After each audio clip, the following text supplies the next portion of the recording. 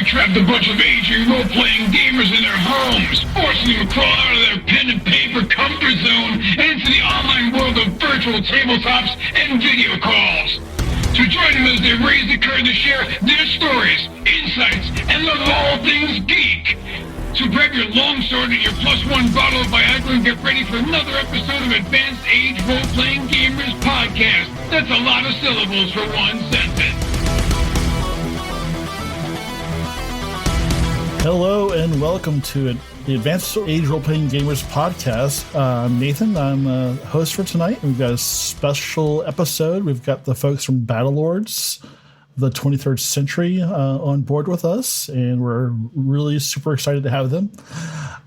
This is probably, we've done a few interviews, and this is probably the biggest one we've ever had, and I kind of feel like we should have just grabbed some dice and some character sheets and got to it, but didn't really plan that out. So we're just going to interview them and talk about what's going on, and they can tell us a little bit more about Battlelords and what they've been working on. So tonight I've got with me Tyr and Chris. If you guys can say hi. Hello. Hi, everybody.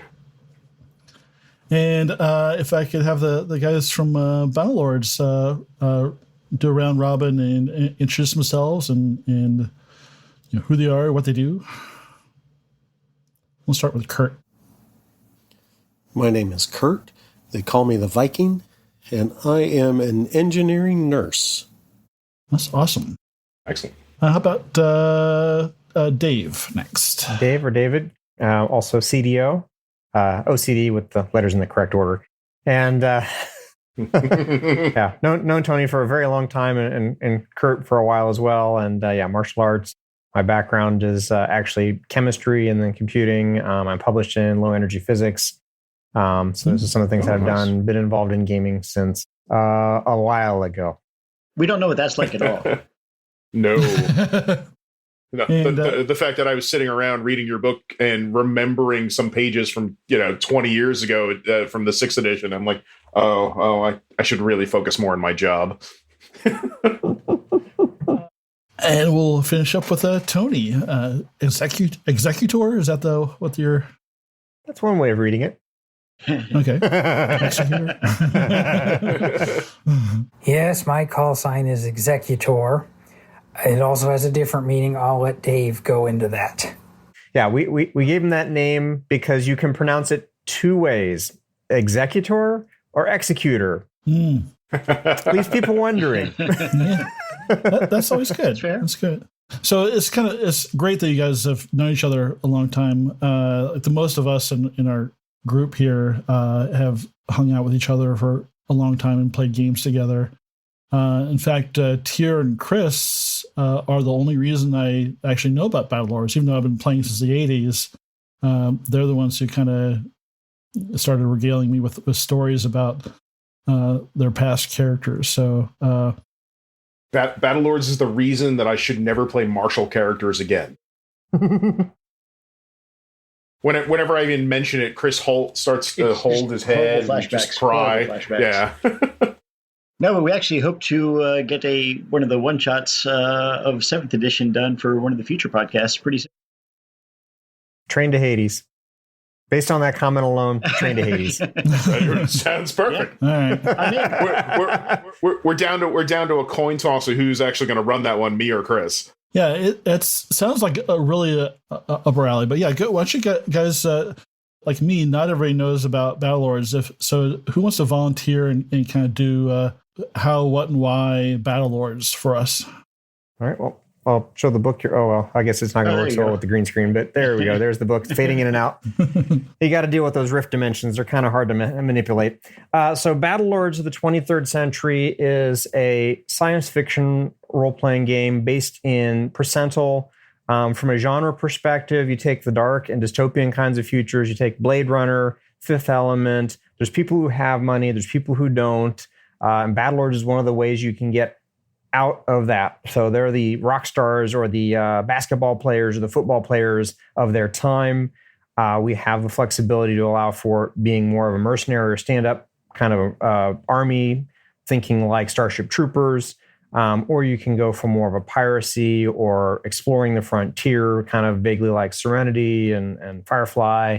A lot of different options of how you want to play it. It's a very flexible system.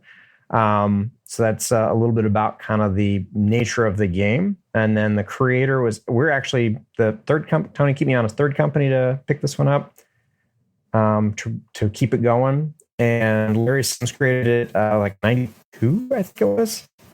I think 90 was the first. Was it 90? That's going by my book. Okay.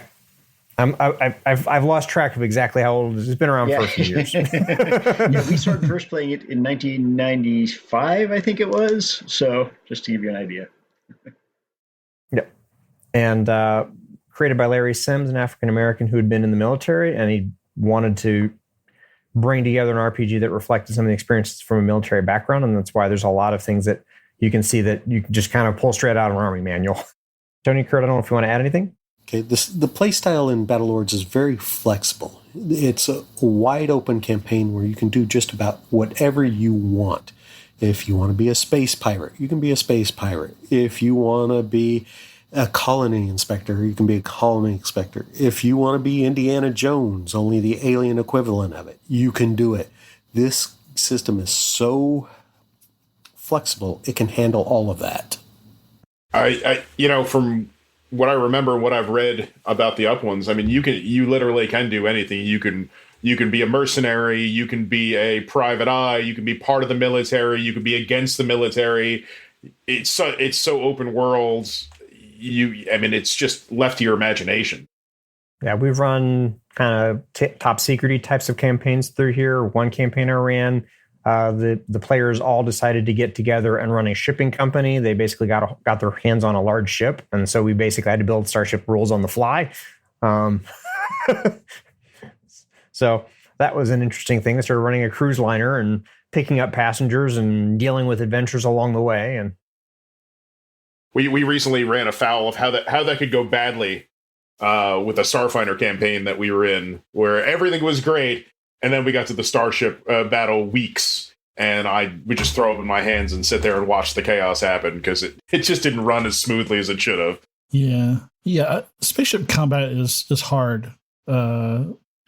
Unless the whole game is around. Like I remember those old systems that Starfleet battles where it was just about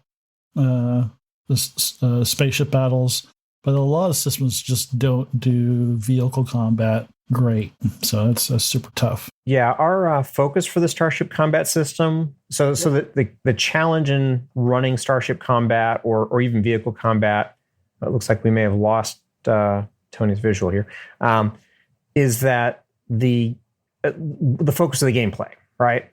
So if you take Starfleet Battles as a great example, Starfleet Battles is great as a cohesive game system where your focus really is on, I've got all these ships, I've got all these counters of missiles, I've got all these shuttles and fighters and all these different things.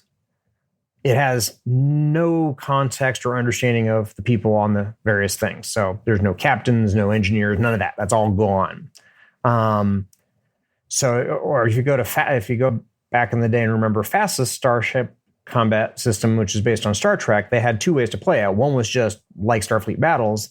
The other way was to flip it and say, okay, we're going to have you on the bridge. Someone's going to play the role of the captain. Somebody's going to play the role of the engineer. Someone's going to have phasers, that kind of a mindset. Or battle stations is one that apparently is a more modern version of that kind of a thinking. So it was that kind of contrasting them, player focus, thing focus, right? Or ship focus. And so we've intentionally created something where it is player focused. What is the player going to do? Are they going to shoot the guy jumping onto the bridge? Or are they going to fly the ship? You can't do both. You're either flying the ship or you're shooting. And you want to do both. Yeah. What's your priority? Mm-hmm. So it really keeps that dynamic going, and it keeps it player action based versus you're breaking out of context, kind of jumping to this other context and then jumping back in again. And really, the overall mechanics discussions get very, very dry after a while. Yeah, that's the other thing we did. We avoided any kind of intent to create specific distances and speeds because, you start getting into, do you really want to do that calculus? I'm happy to do it, but do you really want to go there? And so that's why the distances and stuff for the thing are more of a, they land as a very arbitrary, I'm close, I'm not that close. I'm accelerating. It's actually done from a relative frame of reference.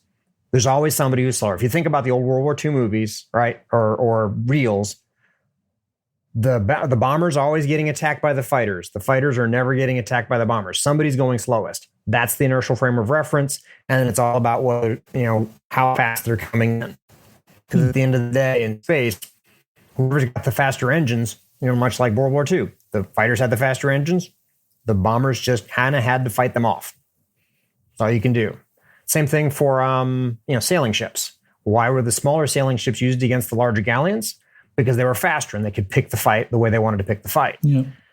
So it gives you that kind of a mindset of they're coming in, and you kind of like the Star Wars with the Millennium Falcon and the TIE fighters coming in. You're having to fight off the invaders coming in, or flipping it if you're coming and you're like, I've got to come in and take my shots and pick the range I want to be at.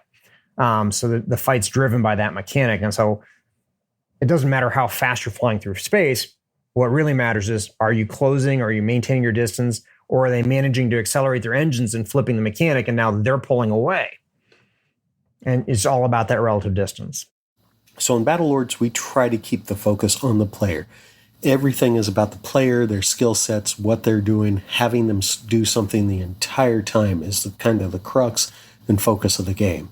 So we've tried to keep that to scale from their suit of armor to vehicles to even spaceships. So every time during those situations or during those games, what they're doing, the intent is to keep the focus on the players, to keep them entertained, engaged, and having fun.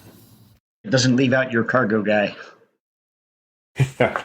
And that's awesome too, having that scale, because that I found was a real problem with, or at least a lot of people had a problem with Palladium, with rifts and what have you. And the old systems, the MDC, SDC, heavy mechs, spaceships, it didn't scale. You could lose an entire party of characters in one shot. It was unpleasant to play. Yeah. So speaking of that, like one of the things when you think about rifts is like it's played a lot of it, super fun, but wasn't so balanced. So how do you guys tackle balance with the Battlelords system? Yeah. So there is that kind of thing that's inherent when you have the ability to bring in starships capable of crossing galaxies and doing horrendous amounts of damage. The way we've got things scaled from that perspective, there are hand weapons that can damage. I mean, it's not a fair fight, let's be clear, but there are ways to be able to be not completely ineffective. So there's a lot of scalability across a fairly large range. But there's also the pick your fights. So there's a certain amount of understanding, what to do when that comes into it. Because the gameplay choice of engaging a starship while carrying a pickle, a pistol, and wearing a loincloth, probably not the wisest choice. But if you're an Orion, it's perfectly in character. Yeah. I'm going to quote one of your books.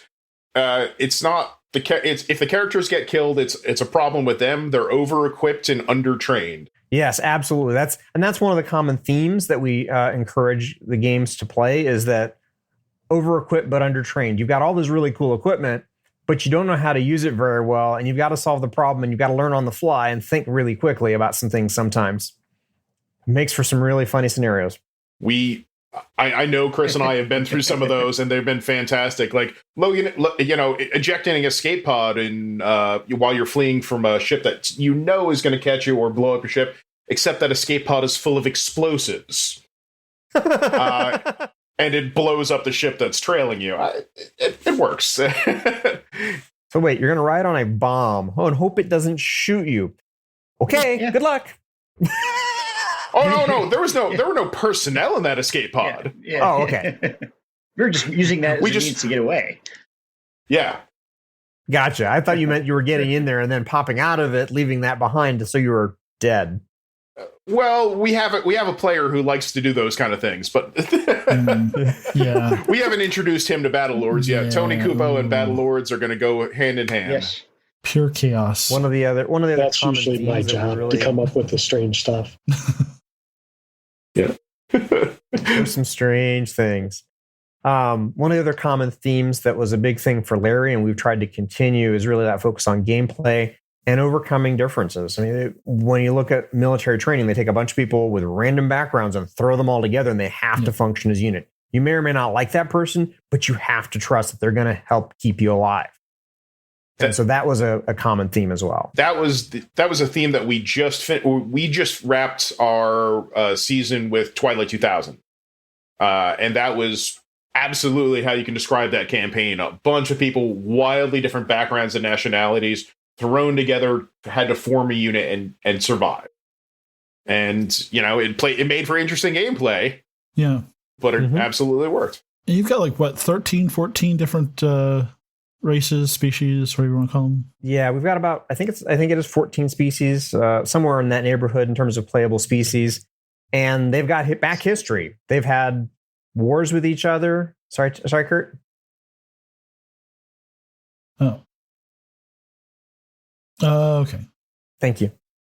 And so they've got back history where they've had wars with each other. So certain of the species really don't like each other. So you get into some interesting things with Fintari and Eridani, who are the classic, we don't get along. Kurt, you want to jump in with more about species? So there's every species in the Battlelords universe has its own unique ecological niche where it developed and grew, and the reason why they're that way. So you have some that are completely powerhouse fighters, like your Scissoraks, your Ram Pythons, your Eridanis, and you have some that are extremely intelligent, like your Chitilians and Muzakans. And then you've got some that are just off the wall, like the Rosette, who are good at fixing things, and your Keen, who are the supreme snipers and scouts, to your Infiltrators, the Mazians. Everyone has a role to play, and everyone's function is not so much designed, but there's areas where they have strength. On the flip side of that, anyone can be anything in this system.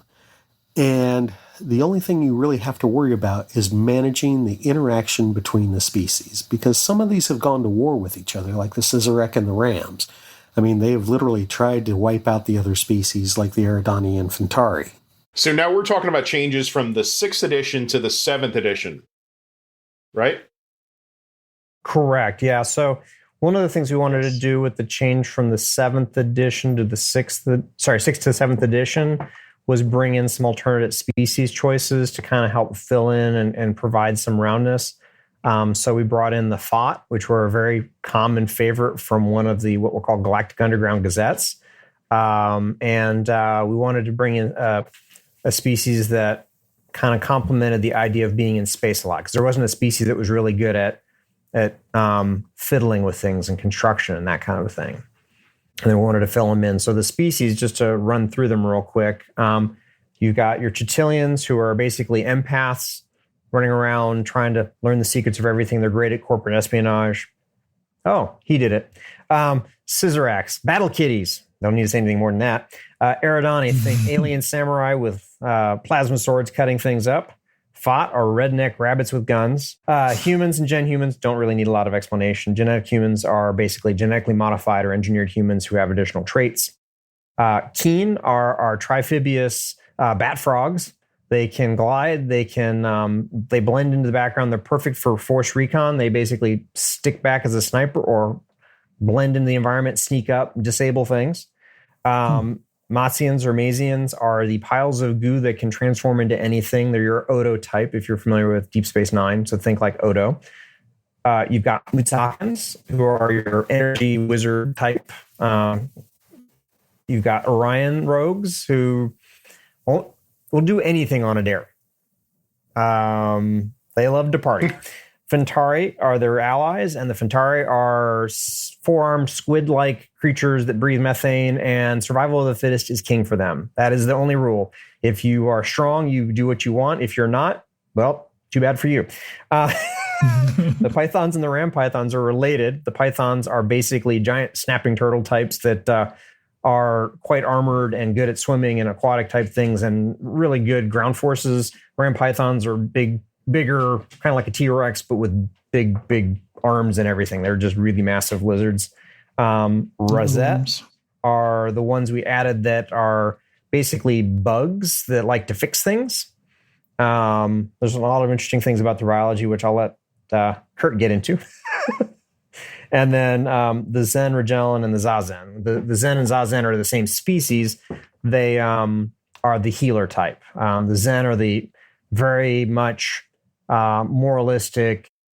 They're all about healing and pacifism and helping people and all that good stuff. And the Zazen are like, yeah, but what about these situations that just is there any time when we can do something that's a little against the rules here? Can we bend rules at all? Some people just need and that's killing. where you start straying. Some people desperately need killed, yes. Look, sometimes that's what the Orion Rogues sometimes cancer's got to be cut out. Yeah. And on that path becomes the Za. This is great, and you're taking us down memory road here. It's I'm remembering all the games we played and whatever. 7th edition, is it still compatible with 6th edition? I noticed that you guys on the website have a bunch of stuff still out for the 6th edition. Is it still compatible, or the game system changed that much? Is the stuff from 6th edition compatible with 7th? To some degrees, no. And the reason that is when we redesigned the system, we had to do a ground-up evaluation of what was overpowered, what worked really well, and what didn't. So things like supplements, a lot of like tweaks and changes. So you'll see some of the matrices are at different power level now. I mean, one of the big things that I gave Tony a lot of grief on was like law rockets. My Zen would carry about 4 of them because he was strong enough with his lift system. Which, if you played Battlelords in the past, you know they did a hordes of damage. And it was very effective about taking people out, especially the big hitters. So we tried to even that kind of stuff out, as well as like the species. So previous Eridani Ram were the premier fighters. And those that played Scissorax had a number of good bonuses and ability to get things done in combat, so to speak. But now we've kind of rebalanced them and retooled them. And so everybody has areas that they're strong in, like with the Scissorak, the agility. The Rams are still the strength. But we made it more so like the Eridani are phenomenal now with the hand weapons. And they get other perks as well. On top of that, we've rebalanced weapons. So, it kind of makes it easier for the GM or BM to handle the situation and run it more appropriately, weapon equips, that kind of stuff. So you kind of have a better idea of what power level your enemy is and what you can handle and take. So there is some of that you can do with bringing the 6th edition information in and that. But a lot of the weapons and equipment have been kind of tweaked. So you may see different numbers in there. You may see different abilities in there. And they're all very similar, but they're slightly different. But hey, it's kind of like anything. If you want to bring in your Gemini from the previous edition and give him, bolted on armor, that's up to the GM and you. Work it out. Same thing with some of the things like the Simon and that. That's all going to be kind of GM related. But a lot of it is going to be just enough off that it may get a little bit difficult. So, house rules always apply. Whatever you and the GM can or BM can come up with is kind of what goes. So importantly, though, can we still use the Fickle Finger of Fate tables? Absolutely. Yeah, so tell me about this Fickle Finger of Fate. So collectively, there's a set of tables called the I Was Just Growing Up tables, and the intent is to progressively layer in additional details. The first table is a little good or a little bad, and we've got a common theme that we've tried to keep through the game. For the most part, if you roll low, it's good, other than damage.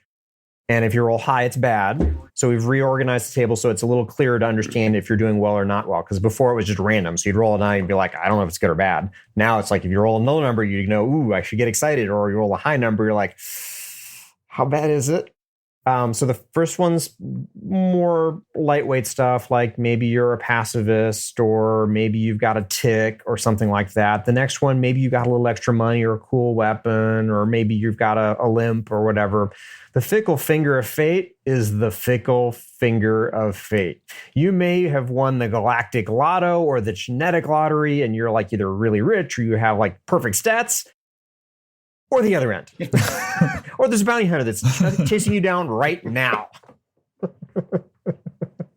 I find as a GM, I love that kind of stuff because I like consequences, but I like anything that I can use to, not necessarily against the player, but really against the player. So that kind of stuff is super fun. So that's pretty cool. I like that. We you guys mentioned Charlie Foxtrot, and that was your second Kickstarter, if I'm not mistaken. And it was funded in 24 hours, less than 24 hours. I mean, that's an amazing response for considering the last edition of Battlelords had been out 20 years prior, if I'm not mistaken. And how do you guys feel about this? Like this show of love for the game system? I think the response to the new edition of the game has been amazing. We've got some hardcore fans who have followed the game for 30 years, and we're glad they're still happy with the game. But really, one of our big goals was to expand the audience. The game has been around for a long time, and not a lot of people know about it. And we think it's a great game, and we're happy that new people are learning about it and trying it. And we want to bring it to as many new people as possible, so that they can discover Battlelords and share it with everybody else. So do you want to tell us about the upcoming Kickstarter? Fully Armored? Is it Fully Armored? Is it basically gear porn? So the upcoming Fully Armored Kickstarter should be coming out soon. I know currently I'm working on finishing up the layout for the pages, all the new equipment and weapons, as well as armor, and that should be finished up soon. And then I believe it's just we're going to be outsourcing and trying to get our artist involved and into the loop so we can get this to be another great looking book, because we enjoy putting out high quality pieces of artwork as well as quality books. Yeah, and one of the things we really tried to do with it is really fill in. So with the core rules, we only had this much space for weapons and this much space for armor, and it was constraining. And so what we wanted to do is like, okay, rather than just having a little bit, and you kind of have, I've got like a little tiny 22, I've got a nice AR-15, and I've got a chain gun. We tried to fill in the gaps and bring the top end for things a little higher for certain types of ranges. So you have a lot more overlap between the types of weapons, between the types of armor, so you've got a lot more variety and kind of angles to play so that the team, because one of the things that happens from a combat perspective is sort of a rock, paper, scissors mechanic behind things. And so you can't afford everything. So it's nice to have a mix of weapons, because then it's like, okay, you shoot at this guy, I'll shoot at that guy. And then the team can start to take things apart. And there are definitely scenarios, kind of like games like Magic the Gathering, where you have this weapon removes the armor's threshold, we call it, so the ability to resist damage. So think of it like resistance. And so you take that down, and then the next guy pops in with the laser, and he's dead because he's got no resistance to the laser. So it definitely cues into that kind of a thing. So it encourages people to really think about how to use things together, and from a weapons perspective, and also layers of defense. Somebody bring up ECM, somebody else bring up a anti-rocket system. That's great. I mean, I'm looking forward to picking them up. That'll give me an opportunity to get the new rule book and to get Fully Armored, which if I beat Chris to it, that means that I'll probably wind up running. Which I think it's tough given my pile of Battlelords books right next to me anyhow. Are you guys able to give us a time frame on when that Kickstarter is going to happen? Or are we still not at that point yet? So there's kind of two pieces. In terms of book development, we're working actively in the layout stage. So a lot of the editing is done. We have some layout editing to do, but broadly, we're looking at images that we need to collect and a few pieces to commission, that kind of a thing. So the book's mostly together. The content's all there. From a kickstart of the funding side of things, I believe we're looking at a Q3, late Q3 timing. But I'm looking through the phone towards Tony to give me a nod if I got that right. It looks like a nod. I think I saw him nod. Thumbs up. Okay, there we go. So speaking of Twitter and projects that you guys are working on and everything that's going on, why don't you tell us about Savage Worlds? I know a member of our group is super excited about Savage Worlds, loves it, wants to put everything in Savage Worlds. Unfortunately, he's got a family and kids, so he can't do everything. Tell us a little bit what's going on with that. We're excited to bring Battlelords to a new set of fans through the Savage Worlds rule set. We tell everybody it's bringing armored infantry combat to Savage Worlds. We think people are really going to like it. Battlelords has a great setting, and the current rules are fantastic if you're into tactical and gritty and a little crunchy. But Savage Worlds works in the setting too, and we've tailored the game for that rule set to take advantage of that fast, furious, and fun reputation that Savage Worlds has. So we think people are going to love it. I think the Battlelords setting really lends itself well to the Savage Worlds rule set, and it's in play testing now, and hopefully it will be available soon. We're going to kickstart it and bring Battlelords to the Savage Worlds crowd, and we hope they love it, and maybe they'll check out the original edition of the game. Maybe they won't. Either way, we'll be happy. It's spreading the game to a new set of players who might not have otherwise learned about it or tried it. Yeah, I think it definitely fits in with their theme of kind of over the top combat and flexibility and just being able to run any kind of game, because like we did the rifts in Savage Worlds and just having to choose which bits you want to flip on in Savage Worlds worked for rifts. So I could definitely see if from what Chris and Tyr told me about the over the top combat and crazy stuff and kind of humor of it all, I think that kind of fits with the Savage World system, and I think that in itself could bring you into a completely different type of fan base, rather than just 50-year-old guys like us. The Savage World conversion is really Tony's baby. And the purpose on it is we want to introduce Battlelords, a system that we really like, to a whole nother generation of players. Yeah, absolutely. And what I was saying there was what I love that in the previous versions of Battlelords to what I've read about the new ones, reading the Quick Start guide, reading the stuff online, is that you kept the dark humor aspect of it. Uncle Ernie is still there. The Fickle Finger and Fate tables are still there. The quotes that I stopped that Eridane's sword with my heart quote. I mean, it's all for me that makes the game. I love that sense of humor, but it's got all the technical love. And you as a DM can decide how you want to run it. You want to be serious or you want to have that humor in there. That's up to the DM and to the players group. But I personally love it. I love the dark humor. I'm a nurse, and we definitely wanted to keep that in. It kind of appeals to kind of all of our nature. But, I mean, it really has had that feel since the beginning, and we all kind of like that, so we wanted to keep it. Good. So just a little bit more about you guys. If you guys want to tell us a little bit about how you got into gaming, and maybe we'll start off with Dave since he has the least lag. So, hi, I'm Dave. I'm older than dirt. It was really cool when it came along because that meant we could grow things easier. So I got introduced to gaming way back with the original booklets for D&D and the original boxed basic set with the dragon on the front.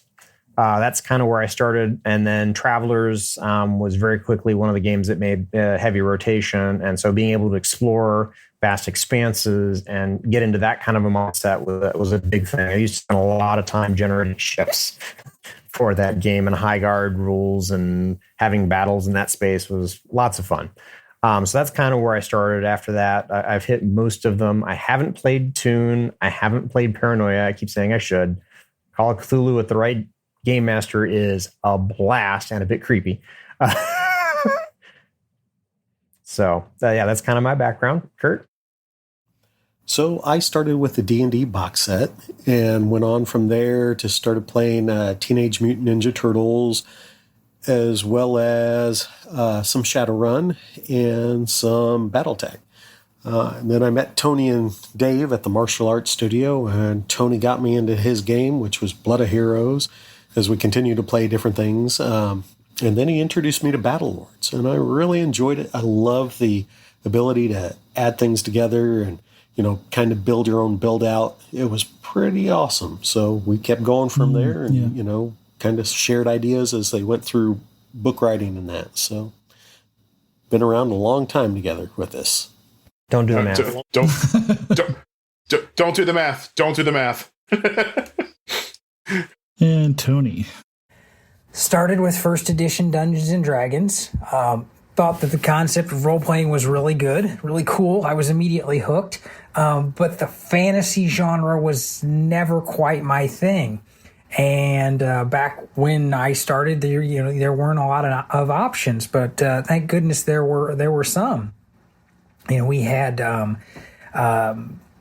Palladium system come out, and then we had Cyberpunk and Top Secret from the TSR guys, and other genres. And I thought, this is great, expanding that concept into other genres. And once I realized that there were other options out there, then I was definitely hooked. But definitely a fan of the sci-fi genre. My favorite games are going to be Cyberpunk, Mechton, Godlike, Cthulhu Tech, anything with a sci-fi bent is what I've been drawn to and been gaming for more than 30 years now. Yeah, I think that's pretty similar to us too. Like, I started in middle school with a friend with D&D, and then went into everything else you see behind me there, and like Tyr. It's about the same. I started with the red box and the dice you color in, and then I got experimental in college. As you do. Apparently, I'm the only one who started late as the college dropout in the mid '90s. Actually, for everybody's edification, I dropped out before playing the role-playing games. That didn't happen. Yeah, not because. Yeah, it's not like the people that we used to play with in our gaming group who barely had jobs and all worked at the same place. Probably much better now. Yeah, absolutely. Hey, so to follow up on Nathan's question, we talked about the past. What do you guys play now when you're not playing your own game? What do you still do anything else? I've got too much going on between work and this and solidarity. Unfortunately, writing new material doesn't give us a whole lot of time to play the game. A lot of what we get to do is play test new scenarios and try things out, see how they work. What I have found that I've done is my son and a friend of his started playing D&D. And so his first kind of foray into it, I'm like, Dad used to play this a lot. And so we sat down together and made him a character and ran him through it. And then he had such a blast with that, killing a goblin, that, he wanted to do it with some other friends. And then on top of that, I ran him through a simple Battletech because he loves mecha. And so we played a very simple game of Battletech. And so it's kind of trying to pass on the love for the games. Oh yeah, and I don't get a lot of time to play if I'm not writing or running Battlelords. I'm writing for it, either the regular version or the Savage Worlds version. We've got so much content we're trying to get out there, but right now I would probably say Battletech. I jumped on the new Battletech Kickstarter, and I'm eagerly waiting for my Kickstarter goodies to arrive. Bit of trivia for you: Battlelords was almost a Catalyst Games product. We talked to the Catalyst Games guys about publishing Battlelords, and they were really interested. They thought it fit that niche between Battletech BattleTech and Shadowrun really well, but it was right when their Kickstarter hit, and that thing hit huge. I think it was probably the biggest miniature game Kickstarter of all time on there, and their hands were full at that point, and it just never came to be. But that's okay. We love their stuff, and I spend a lot of time playing it. So yeah, I'd say BattleTech. Yeah, well, that we've got the Kickstarter from Necrobiotic coming, which that should be interesting as well. But Kurt, I know what you're talking about. My girlfriend's kids, so I introduced my girlfriend to D&D, to one of my groups, some old friends. We got her involved, and then the oldest saw us, playing on Monday nights, and he got interested. I bought him the kids' books. Now all he wants to do is play and make characters and design and draw the characters that he's come up with in his mind that are part dragon, part insect, part griffin. The imagination coming off of this kid is just fantastic, and I love it. It makes me really happy to see that, and and I just want to encourage it. I want to encourage him, do it. Read what you want, watch what you want, do what you want. Just make that imagination grow, man. It's lovely. Yeah, I was just gonna say my daughter just moved out and she played with me a few times, but now one of her roommates is gonna start up a game, so she's gonna get sucked into it again. So one of the things that I really like about writing this and running the games at the cons is that we really get to kind of spark this, and I don't see it in a lot of the kids, other than the kids that are involved with gaming. So like the example, we had this group of 15-year-olds that were playing with us at the con, and it was hilarious because they all got so involved into it. And Tony's son, who didn't like to play, said it was boring, all that kind of stuff, decided to just sit in. And by the end of it, he was in it with these kids that he'd never met. They were all so invested in what they were doing and how they got through it. And, hooting and hollering and just having a good time, to the point where when Tony's son got home, he was like, "Dad, I get it now. I see why I enjoy this. That was a lot of fun." So I enjoy that. I like seeing that we're, passing it on to younger generations. Yeah, Tony, go ahead. Yeah, funny story. Kurt got my son into role-playing. I've been trying to get him to do it for years and years, and he just wasn't interested, and came to Gen Con with us one year, and Kurt was running that game at Gen Con where he had a whole table full of teenagers, and my son jumped in, and they had so much fun. He was hooked after that. And now he's trying to get his gaming group to play. They play Dungeons & Dragons all the time, and I keep trying to get them to try other games, try other games, and they aren't interested in it. So the last time he went over there, I slipped a hard copy of the Quick Start rules into his bag. I was like, just show him this. And he came back and he said, yeah, our dungeon master found those Quick Start rules, and he wanted to keep the book. So I let him have it. So hopefully we may have him playing Battlelords. We may have a couple new converts, but I think that finally did the trick. That's what you got to do sometimes. In my case, when I first started playing, I started with Hardmaster, not D&D. So that's a nice, very complicated system where everybody basically dies from the common cold. And I went from that to my second system was Battlelords. So I wasn't even introduced to D&D until 3 or 4 game systems down the road. And when I got there, I'm like, what garbage is this? But I've gotten into the swing of it too. Yeah. So Kurt, you mentioned Gen Con. Speaking of Gen Con, you guys got Gen Con coming up, and your entire set is sold out already. I mean, just gone. So are you guys excited? What do you guys got to tell us about what's going on? The fact that all of our sessions have sold out pretty much almost immediately is pretty amazing for us. I mean, don't get me wrong. We ran a lot of games last year at the con virtually. And to be there in person and be able to talk to everybody, see everybody, get them engaged in this, it's just really nice to be able to talk to and communicate to your fans that way. Are you going to be trying out any of the new gear and stuff like that? The stuff that are you going to doing previews of the Kickstarter material, or we won't have anything from the Kickstarter material because we have the set pieces that are actually all part of Charlie Foxtrot, which was our last book, which is the one shots. Those one shots broadly were created to do events like Gen Con. So we have, and actually some of that gear is actually going to make it into from Charlie Foxtrot into Fully Armored, because it was not in some of those things are not in the core rules. So the goal is to really just kind of keep it to the things we've got, because we're running a lot more games than we have in the past. And we've had the luxury and opportunity to actually have a booth. It won't carry into the next year, so we'll just kind of have to see if we can manage to make it into the lottery there. But definitely very excited. Good opportunity. I haven't been into a con in so long. It's not in my near future plans, but I'm a little jealous that you guys are going to be able to do that. That's great. And then Tony reminded me, we do actually have one thing we were going to preview, and I forgot about this. Apologies, Tony. We have the Savage Worlds rules that we're going to demo as one of the games. So there is that opportunity to get in on one of our next projects. We've got a lot of upcoming projects. I lose track sometimes.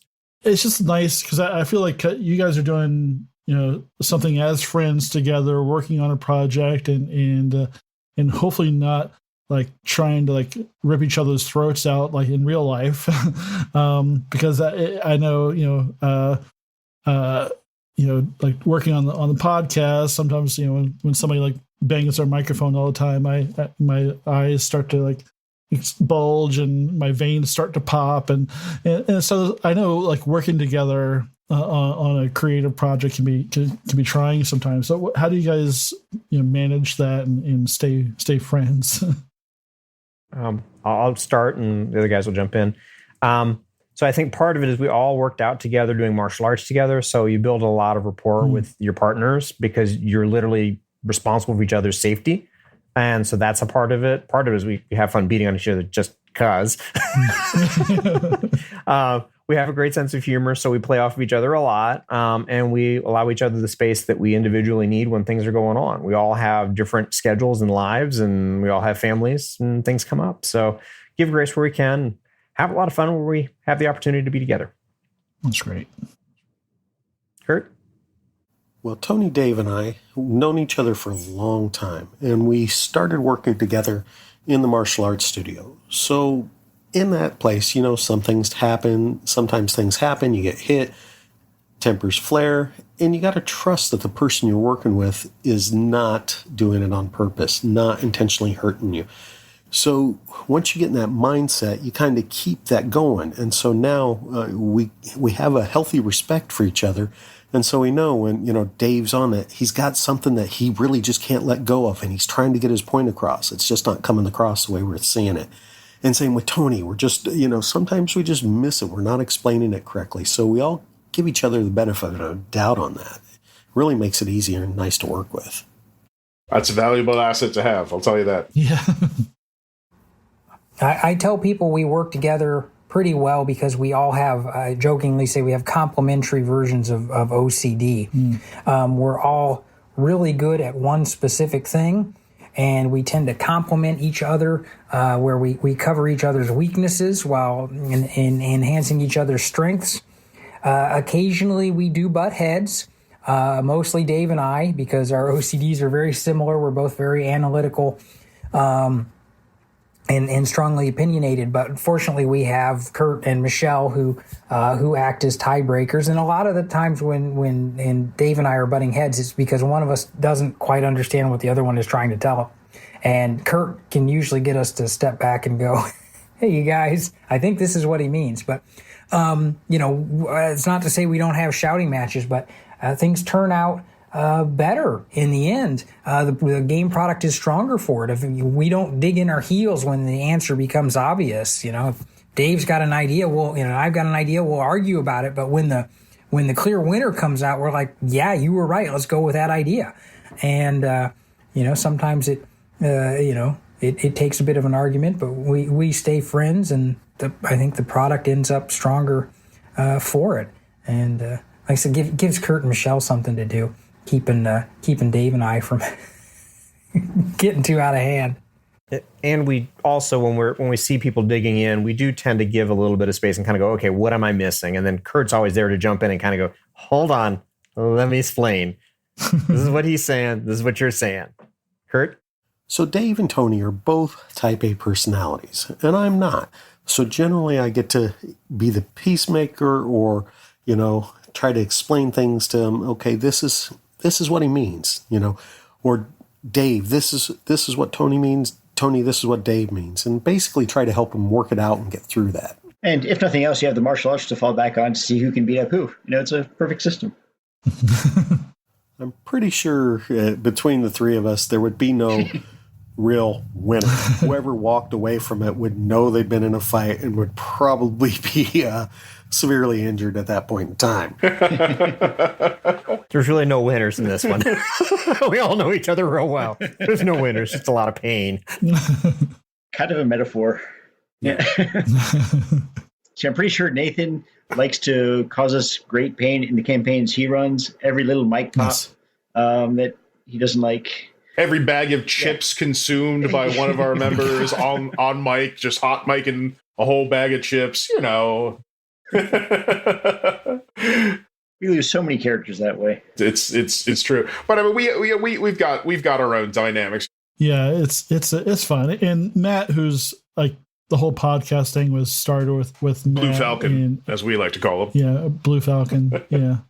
Yeah, so we definitely go back and forth sometimes on like editing choices and stuff like that, what to keep in, and because I like all the jokes because these guys are super funny, and probably about 90% of our podcasts are just jokes with like occasional role playing, and it's always a challenge. Like, how much do we keep that in versus what people are probably don't want to hear us making dumb jokes for 90 minutes. So, but that's what we like. So.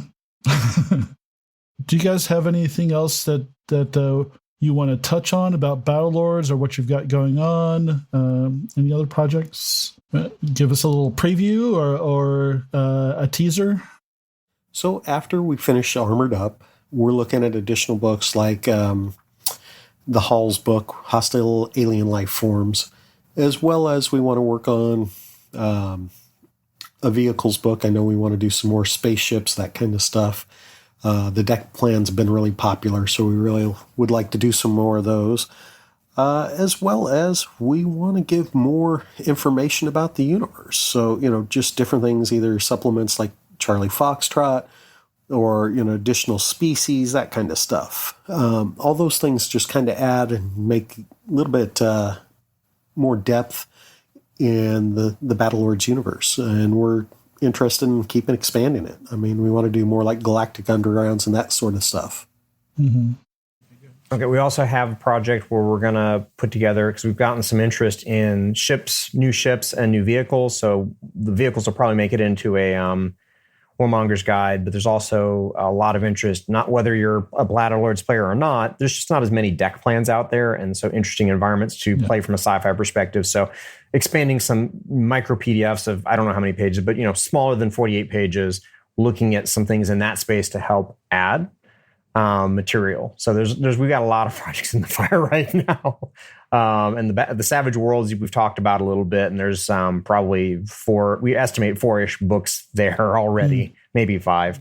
So with the micro PDFs, would that be like you do like 10, 20 of them, and then once you have like critical mass, you do a published printed version? Is that kind of the...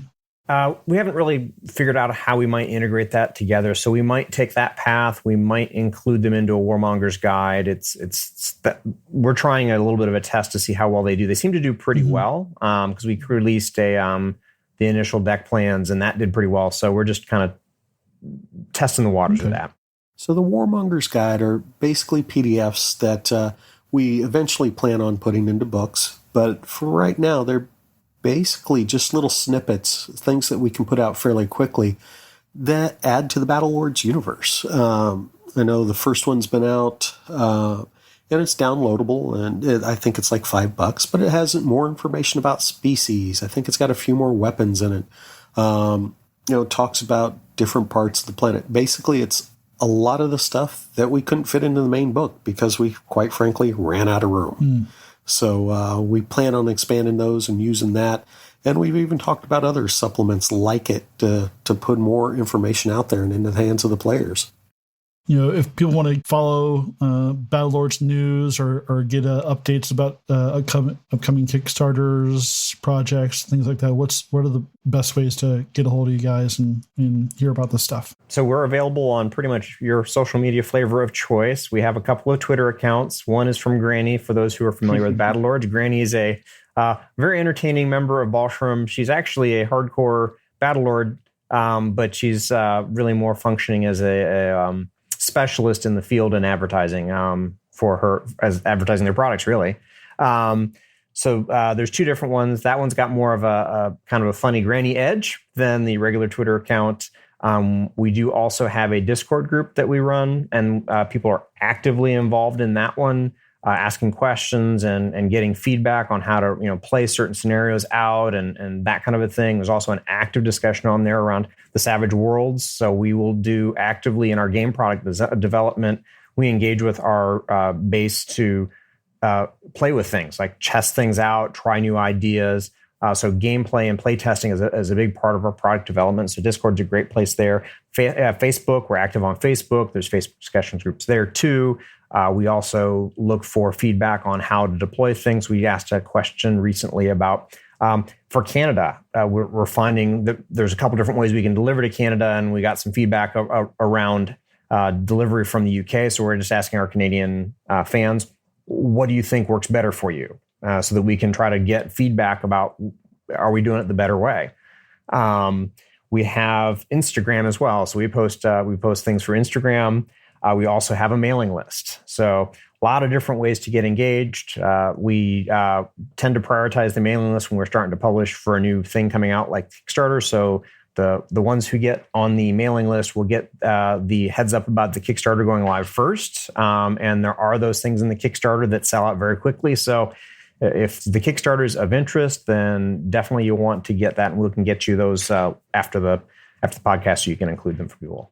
Yeah, I'll include all links to all the social media and everything in our show notes for people that are interested. And a link to 23rdcentury.net or battlelords.com. Yeah. I think it links right to it.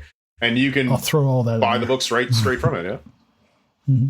Tyr, Chris, did you guys have any further questions for the I think we have to answer the most pressing question we had. Guaranteed, yeah. How does Chunga feel about how this interview went?